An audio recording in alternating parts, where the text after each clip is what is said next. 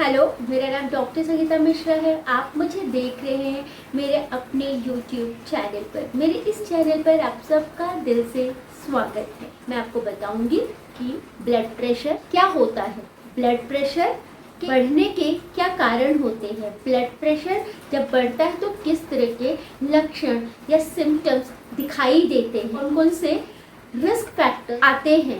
ये सब चीज़ों के बारे में आज मैं इस वीडियो में बताऊंगी। और मैंने अपने काफ़ी सेशन में हार्ट के बारे में काफ़ी कुछ आप लोगों को जानकारी दिया है, क्योंकि हार्ट अटैक और ब्लड प्रेशर का बहुत गहरा संबंध है। तो मुझे लगा कि मुझे ब्लड प्रेशर के बारे में तो ज़रूरी बात करना चाहिए। तो आज हम जानेंगे कि ब्लड प्रेशर क्या होता है। ब्लड प्रेशर का मतलब ये होता है कि प्रेशर एक दबाव जो आपकी आर्टरी या धमनियां होती हैं उसमें जो ब्लड फ्लो होता है वो ब्लड का एक प्रेशर होता है अगेंस्ट वॉल, मतलब कि जो वॉल आर्टरी और धमनियों की वॉल के अगेंस्ट में एक प्रेशर होता है, जिसकी वजह से आपके हार्ट को ज़्यादा फंक्शन करना पड़ता है। वो प्रेशर जो होता है एक नॉर्मल प्रेशर में ब्लड फ्लो करता है, लेकिन कई बार वो प्रेशर कम हो जाता है या कई बार वो ज़्यादा हो जाता है। अगर वो प्रेशर बढ़ जाता है तो उसे ब्लड प्रेशर का बढ़ना बोला जाता है। अगर वो प्रेशर आर्टरी का ब्लड जो फ्लो हो रहा है उसका प्रेशर अगर कम हो जाता है तो उसको लो ब्लड प्रेशर या ब्लड प्रेशर का कम होना बोला जाता है। ज़्यादातर जो हाई ब्लड प्रेशर, हाइपरटेंशन का प्रॉब्लम है ये साइलेंट होता है। बहुत सारे लोगों में ये पता नहीं चलता है। कई बार ऐसा होता है कि पेशेंट आते हैं और रूटीन चेकअप की वजह से तो पता चलता है कि उनका ब्लड प्रेशर इतना बढ़ा हुआ है, लेकिन उनको कुछ सिम्टम्स या लक्षण नहीं आते हैं। प्रेशर जो है वो बहुत सारे हार्ट से रिलेटेड प्रॉब्लम्स को इंक्रीज करती है, हार्ट अटैक को बढ़ाती है, हार्ट फेलियर्स को बढ़ाती है, किडनी रिलेटेड बीमारियों के लिए रिस्पॉन्सिबल है, स्ट्रोक की प्रॉब्लम या इस तरह की बहुत सारे हेल्थ प्रॉब्लम होने लगते हैं। इसलिए ब्लड प्रेशर के बारे में बहुत अच्छे से समझना हम सबके लिए ज़रूरी है। अब जानते हैं कि ब्लड प्रेशर में पेशेंट को किस तरह के सिम्टम्स आते हैं। ब्लड प्रेशर में ज़्यादातर पेशेंट को सर दर्द होता है, उनको चक्कर आने लगता है, डिजीनेस फील होता है, उनको लगता है कि उनका बैलेंस खो रहा है। पेशेंट को नाक से खून वगैरह आने लगते हैं।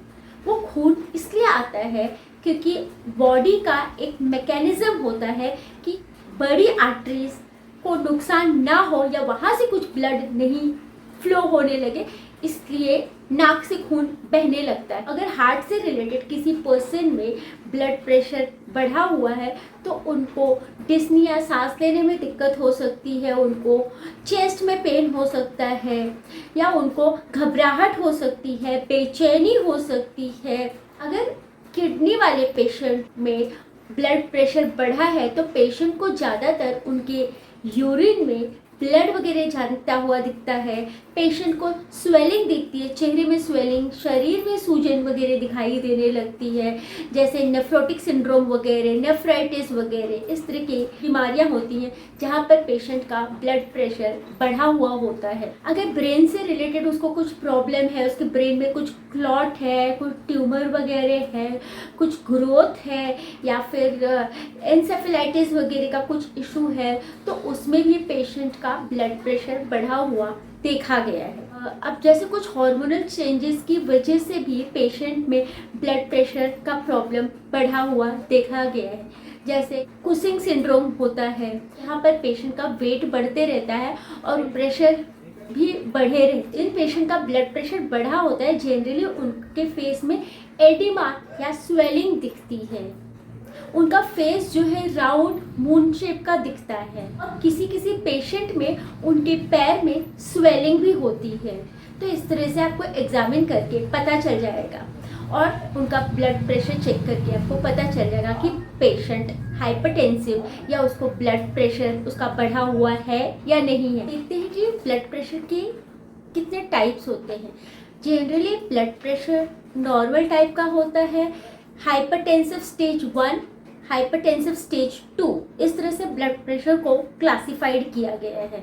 जो नॉर्मल ब्लड प्रेशर होता है वो 120 सिस्टोलिक और 80 डायस्टोलिक होता है, मतलब 120/80। दूसरा होता है कि प्री हाइपरटेंसिव, इसमें पेशेंट बीपी जो होता है वो 120 से 139 के बीच में सिस्टोलिक, 80 और 80 से लेकर 89 के बीच का डायस्टोलिक होता है। हाइपरटेंसिव स्टेज 1 और हाइपरटेंसिव स्टेज 2। हाइपरटेंसिव स्टेज 1 में जो बीपी होता है 140 से 159 के बीच में सिस्टोलिक एंड 90 से 99 के बीच में डायस्टोलिक होता है। मतलब पेशेंट का जो बीपी होता है 140 टू 159 बाय 90 टू 99 होता है। स्टेज 2 में जो बीपी होता है 160 से ऊपर सिस्टोलिक और 99 से ऊपर डायस्टोलिक होता है। मतलब कि मोर देन 160 बाय 99 इनका बीपी होता है। जो ब्लड प्रेशर का प्रॉब्लम है वो दो चीज़ों से डिसाइड किया जाता है। हार्ट को कितना ब्लड पंप करना पड़ रहा है और आर्टरी के लिए वो ब्लड फ्लो करवाना बॉडी में कितना डिफिकल्ट हो रहा है। कॉजेस की बात करें तो फर्स्ट होता है प्राइमरी हाइपरटेंशन, सेकेंड होता है सेकेंडरी हाइपरटेंशन। प्राइमरी हाइपरटेंशन में पेशेंट का ब्लड प्रेशर प्रॉब्लम होता है लेकिन उसका कुछ पॉजिटिव फैक्टर नहीं होता और धीरे धीरे उसकी आर्टरी में धीरे धीरे ब्लड के प्लग्स फॉर्म होने लगते हैं और वो धीरे धीरे एथेरोस्क्लेरोसिस में कन्वर्ट हो जाता है।